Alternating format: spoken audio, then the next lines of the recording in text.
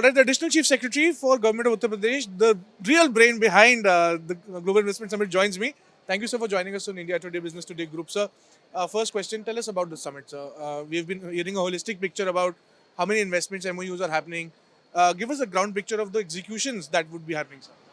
No, it's a hugely successful summit where you see a lot of people have come from not only from the country, but from many of them have come from foreign countries. Either they have come themselves or they have sent their representatives.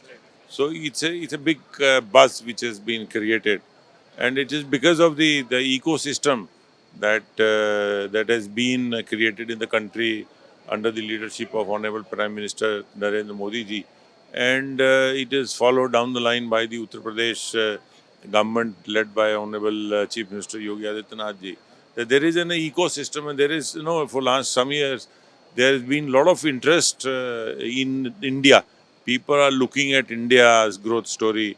India, like today's presentation also, which is made by Italian Trade Commissioner, they said India will be growing by 6.8% in 2024, while the world is growing by only 3%, US is growing by 1%, China will grow by 3%. So everybody around the world is looking at India.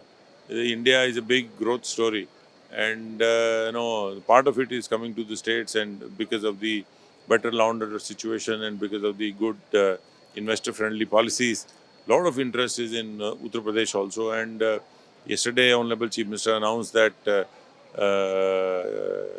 investment intents worth almost 32 lakh crores have been received, and it is still going on. We'll know by the end of the summit how much investment intents have come, and it would be a hugely record kind of a inflow of state investment, not only domestic but foreign also. So, with investment intents and with the good policies that you've been making, the execution of that policies on the ground really matters. And secondly, investors have usually had this complaint when they invest in states is the fact that red tapeism should be avoided.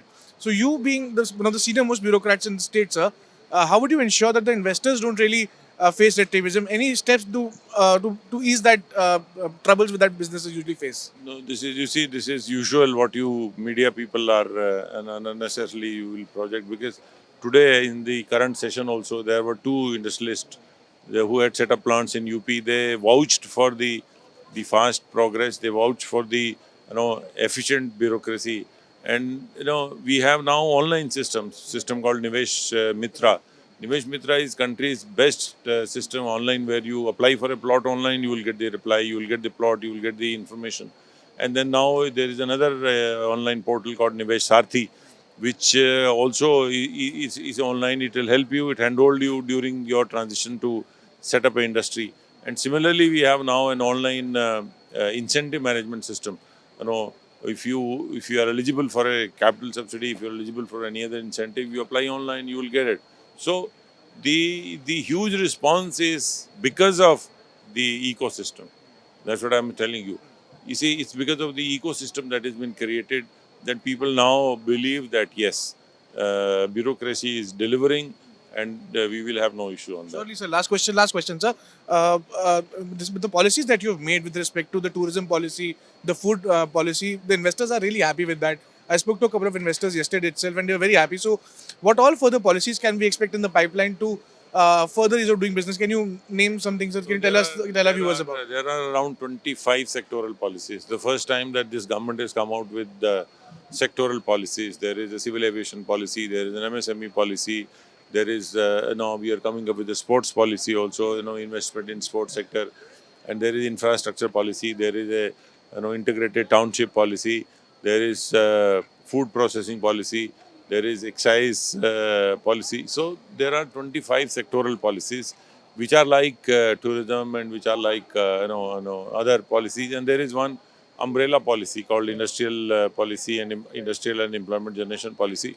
So there is everything has been covered with that particular policy, and the huge response is because there has been a positive result of their efforts. So that is why there is a huge response. Thank you so much, sir. If you like the video, do like, comment, share and subscribe.